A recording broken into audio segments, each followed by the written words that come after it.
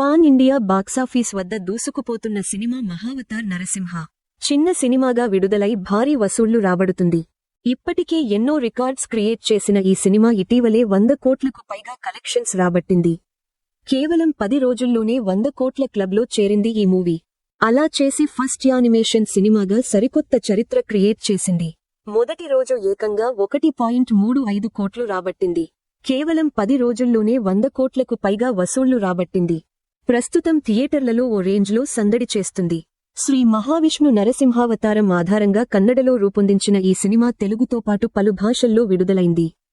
ఓవైపు థియేటర్లలో విజయవంతంగా దూసుకుపోతున్న ఈ సినిమా ఓటీటీ రిలీజ్ డేట్పై సోషల్ మీడియాలో అనేక వార్తలు చక్కర్లు కొడుతున్నాయి.